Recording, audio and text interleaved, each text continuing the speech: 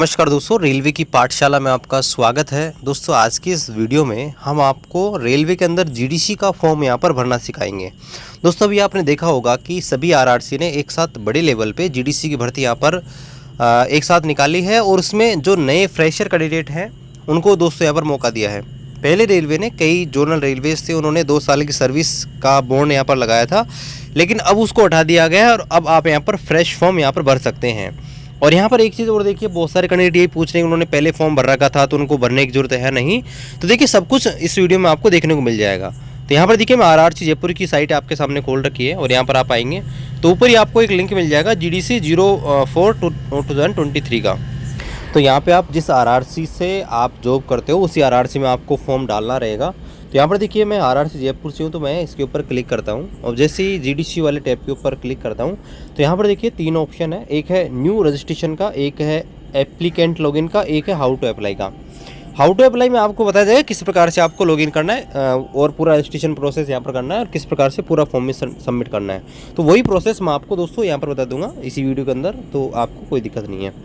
New registration उन candidate को यहाँ पर करना रहेगा जिन्होंने पहले फॉर्म नहीं भरा है, और जिन्होंने पहले फॉर्म भर रखा है या अधूरा भर रखा है उनको एप्लीकेंट लॉगिन के ऊपर जाना रहेगा।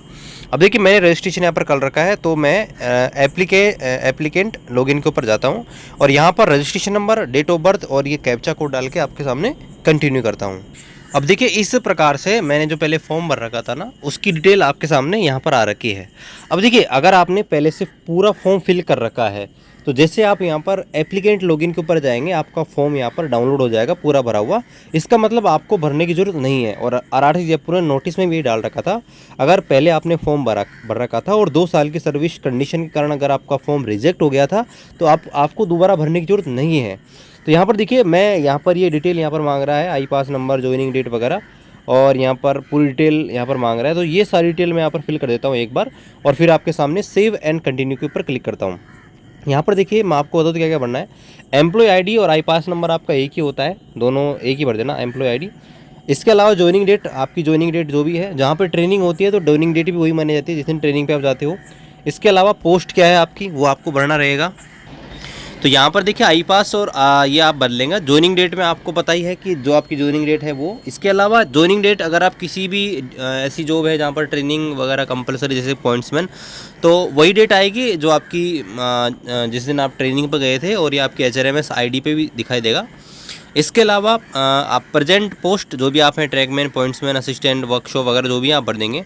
प्लेस ऑफ पोस्टिंग, जहाँ पर जिस स्टेशन पे आप पोस्टिंग है या जिस आप जो है वर्कशॉप में, तो वर्कशॉप का नाम आ जाएगा, या जो भी यूनिट आपका लगता है वो आपका आ जाएगा। इसके अलावा डिपार्टमेंट कौन सा है वो उसका नाम डालना है। वर्किंग अंडर कंट्रोलिंग ऑफिसर, अब कंट्रोलिंग ऑफिसर क्या होता है, डिवीजन लेवल पर आपका जो अधिकारी होता है सबसे बड़ा, जैसे कि इंजीनियरिंग का सीनियर DN होता है, इसके अलावा ऑपरेटिंग का सीनियर DOM होता है। तो ऐसे हर डिपार्टमेंट का जो भी यहाँ पर होता है कंट्रोलिंग ऑफिसर, वो आपको डालना है। ध्यान रखना, नाम नहीं डालना, सिर्फ पोस्ट का नाम डालना है, ठीक है। इसके अलावा यहाँ पर प्रेजेंट वर्किंग डिवीजन, वर्कशॉप और यूनिट कौन सा है, तो पूछ रहा है कौन से डिवीजन में हो, कौन से वर्कशॉप में हो या कौन सी यूनिट में, वो बनना है।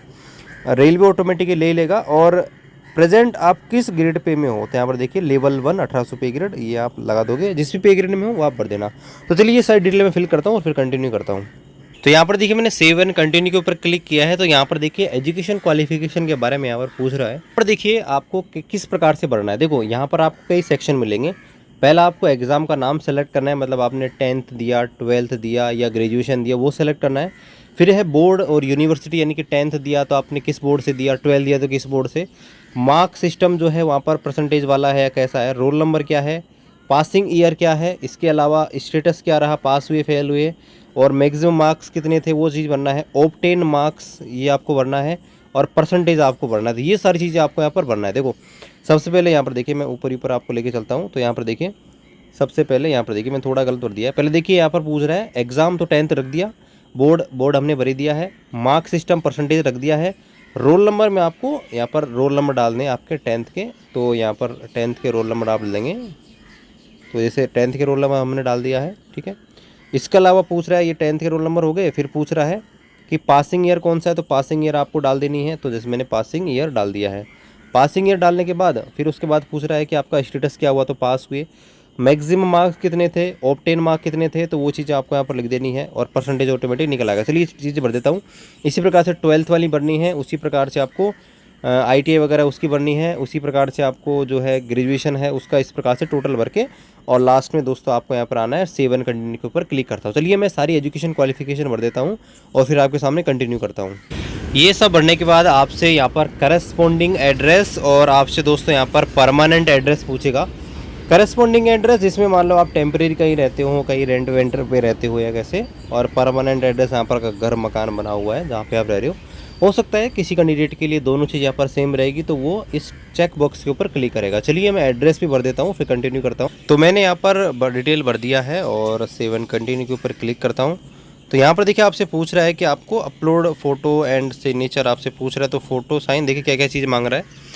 पहले यहाँ पर आपसे एक चीज़ मांग रहा है, पहला फ़ोटोग्राफ, दूसरा आपसे पूछ रहा है सिग्नेचर, तीसरा यहाँ पर आपको थंब इम्प्रेशन यानी कि आपके अंगूठे का निशान आपसे पूछ रहा है लेफ़्ट हैंड का।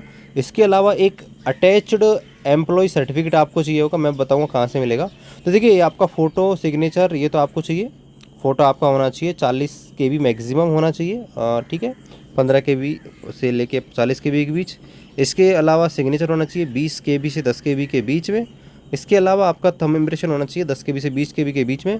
और ये आपका अटैच्ड ये जो मिलेगा वो मैं आपको दिखाऊंगा 100 KB से 300 बीच में कहाँ से मिलेगा। तो यहाँ पर देखिए ये जो सेल्फ जो सर्टिफिकेट है रेगुलर सर्विस वाला, ये वो रहा दोस्तों जो आपको मिल जाएगा, नोटिफिकेशन के अंदर ही मिल जाएगा। देखो अगर NWR से आप हो तो RRC जयपुर ने नोटिफिकेशन डाल रखा है जिसको दोस्तों आप डाउनलोड कर सकते हैं। पेज नंबर 26 के अंदर आपको ये जो फॉर्मेट है यहाँ पर मिल जाएगा, इसको आपको भरना है और आपका जो भी इंचार्ज है सुपरवाइजर है उससे यहाँ पर स्टाम्प साइन करवाने हैं और इसको अपलोड करना रहेगा। चलिए सारी चीज़ें मैं अपडेट यहाँ पर कर देता हूँ। तो फ़ोटो साइन और ये जो भी रिलेवेंट डॉक्यूमेंट थे ये सब अपडेट करने के बाद दोस्तों यहाँ पर अब पूछ रहा है आपसे ऐड एग्ज़ाम ग्रुप प्रीफ्रेंस, यानी कि आप जो एग्ज़ाम यहाँ पर देना चाहते हो उसका प्रीफ्रेंस यहाँ पर क्या होगा। ठीक है, मैंने क्वालिफिकेशन जोड़ी है वो यहाँ पर दिखा रहा है, देखिए 10th जोड़ दिए मैंने, 12th जोड़ दिए फिजिक्स मैथ से और BSc मेरी जोड़ी है। हो सकता है आपके पास अलग अलग क्वालिफिकेशन हो, उस हिसाब से आपका ये जो एग्ज़ाम का ग्रुप है अलग अलग आ सकता है। चलिए मैं पहला डाल देता हूँ। तो पहला देखिए ALP टेक्नीशियन आ रहा है और ट्रेन मैनेजर, दो ही चीज़ें मेरे पास आ रही हैं। देखिए तो कुछ पोस्ट हैं टेक्नीशियन की जिनके लिए मैं एलिजिबल हूँ, तो मैं पहली प्राथमिकता डालता हूँ टेक्नीशियन की, ठीक है। और दूसरी प्राथमिकता मैं जो पहली प्राथमिकता मैंने डाली है उसके अंदर पेपर जो है, एक आपको पता है कि 2 पेपर होने वाले हैं। एक होता है ट्रेड टेस्ट का, एक नॉन टेक्निकल जो आपका जिसमें आपका मैथ रीजनिंग जनरल साइंस ये आपका साइंस ये वगैरह आएगी। तो इनमें आपको दोस्तों चूज़ करना है कि आपका जो पहला पेपर होगा ट्रेड टेस्ट उसका सिलेबस क्या होगा। तो देखिए यहाँ पर जो PCM वाले हैं वो फिजिक्स एंड मैथ ही चुनना, और अगर ITI वाले हैं तो आप इनमें से कोई सा भी चूज़ कर सकते हैं। तो फिलहाल मैं physics and math he choose करता हूँ, ठीक है। इसको मैं ऐड के ऊपर क्लिक कर देता हूँ। तो पहला आप अपनी एजुकेशन क्वालिफिकेशन के हिसाब से जो भी एग्ज़ाम ग्रुप यहाँ पर आ रहे हैं वो सिलेक्ट कर लेना। अब मैं यहाँ पर जो है यहाँ पर आ गया है, ठीक है। तो यहाँ पर देखिए हाँ यहाँ पर क्या दिखा रहा है, you have not applied for any post. तो एग्ज़ाम ग्रुप डालना है, तो एग्ज़ाम ग्रुप तो हमने डाल दिया कि ट्रेन मैनेजर 1 और ALP टेक्नीशियन 2। इसमें भी आपसे पोस्ट प्रीफ्रेंस पूछ रहा है, ठीक है। तो अब आपकी पोस्ट प्रीफ्रेंस के लिए आपको यहाँ पे क्लिक करना रहेगा सेलेक्ट पोस्ट वाले सेक्शन के ऊपर।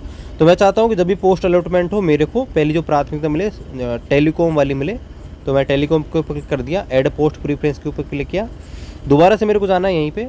तो अब मैं चाहता हूँ कि भाई मेरी दूसरी प्राथमिकता होनी चाहिए सिग्नल के अंदर ESM की, वो मैंने कर दी, और तीसरी प्राथमिकता होनी चाहिए गार्ड की, तो मैं इसके ऊपर क्लिक कर दिया। अब यहाँ पर देखिए मेरा ये प्रीफ्रेंस बन चुका है कि यहाँ पर जब भी मेरा पेपर होगा, तो अगर मैं पेपर दूंगा तो पेपर में क्या होगा कि पहले मेरा ट्रेन मैनेजर का पेपर लिया जाएगा और फिर ALP टेक्नीशियन वाला लिया जाएगा। और जब मेरे को पोस्ट अलॉटमेंट होगी तो पहले यहाँ पर देखिए मैंने जो प्रीफ्रेंस डाला है उस हिसाब से आप देखिएगा कि मेरी जो पोस्ट प्रीफ्रेंस है वो ट्रेन मैनेजर नंबर 1 पे आ गई, टेक्नीशियन ये टेलीकॉम वाली नंबर 2 पे और टेक्नीशियन सिग्नल वाली नंबर 3 पे। अब ये ऐसे क्यों आई, क्योंकि देखिए मैंने जो यहाँ पर आप देखेंगे एग्ज़ाम ग्रुप, इसमें ट्रेन मैनेजर को नंबर 1 पे रखा था, इसलिए जब भी मेरे को पोस्ट अलॉटमेंट होगी तो ट्रेन मैनेजर ही होगी। इस बात का आप ध्यान रखिएगा, जो पोस्ट प्रीफ्रेंस को आपने ऊपर रखा है सबसे पहले, अगर वो कट ऑफ आपने पार करी है तो आपको वही पोस्ट अलॉट हो जाएगी। इसलिए यहाँ पर आप पोस्ट प्रीफ्रेंस और एग्ज़ाम ग्रुप जो ये है इसको चयन करते समय इस बात का विशेष ध्यान रखें। अब मैं यहाँ पर सेव एंड कंटिन्यू के ऊपर क्लिक कर देता हूँ। अब यहाँ पर देखिए मेरी कुछ पर्सनल डिटेल यहाँ पर आ रही है, ठीक है। तो यहाँ पर मेरी पर्सनल डिटेल यहाँ पर आ रही है। ओबीसी सर्टिफिकेट ऑटोमेटिकली मेरा जो है एचआरएमएस या मेरी ऑन बोर्डिंग हुई थी वहाँ पे अपडेट किया हुआ है, वो ऑटोमेटिक आ रहा है। मेरा आधार नंबर वगैरह सब कुछ यहाँ पर आ रहा है, तो इसको मैं यहाँ पर आपको नहीं दिखाना चाहता।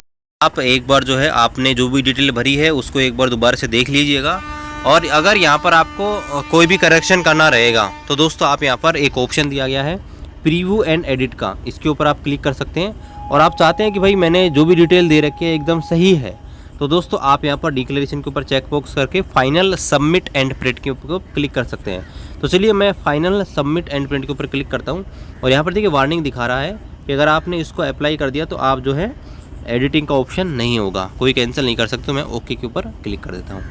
तो मैंने यहाँ पर ओके के ऊपर क्लिक कर दिया है। अब मेरा फॉर्म यहाँ पर सक्सेसफुली सबमिट हो गया है, और यहाँ पर ऑप्शन आ रहा है प्रिंट एप्लीकेशन फॉर्म का।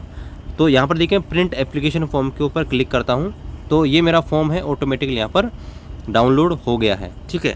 अब देखिए यहाँ पर कुछ कैंडिडेट ऐसे भी हैं जिन्होंने पहले फॉर्म भर रखा था, तो उनको मैं बताना चाहूँगा कि जब आप लॉगिन कर रहे हो, अगर आपके पास सिर्फ ये प्रिंट एप्लीकेशन फॉर्म का ऑप्शन आ रहा है तो दोस्तों आप जो है आपको कुछ भी करने की ज़रूरत नहीं है। और अगर जैसे मैंने लॉगिन किया आपके सामने, अगर आपके सामने ये डिटेल यहाँ पर आ रही है कि आपको डिटेल यहाँ पर आपकी मांग रहा है, तो फिर आपको यहाँ पर फॉर्म भरने की ज़रूरत रहेगी, ठीक है। तो इस वीडियो में मैंने आपको सब कुछ बता दिया जीडीसी के बारे में, किस प्रकार से फॉर्म यहाँ पर फिलअप करना है। 2-3 दिनों से वेबसाइट नहीं चल रही थी, इसलिए वीडियो मैंने थोड़ा लेट डाला है। बाकी इसके रिगार्डिंग अगर आपको कोई दिक्कत हो रहा है जीडीसी फॉर्म फिलअप के रिगार्डिंग, तो दोस्तों आप कमेंट कीजिए, हम उसका रिप्लाई देने की पूरी कोशिश करेंगे। बाकी दोस्तों वीडियो आपको अच्छा लगे वीडियो को लाइक कीजिए, दोस्तों के साथ शेयर कीजिए, चैनल को सब्सक्राइब कीजिए। मिलते हैं अगले वीडियो में, तब तक जय हिंद, वंदे मातरम।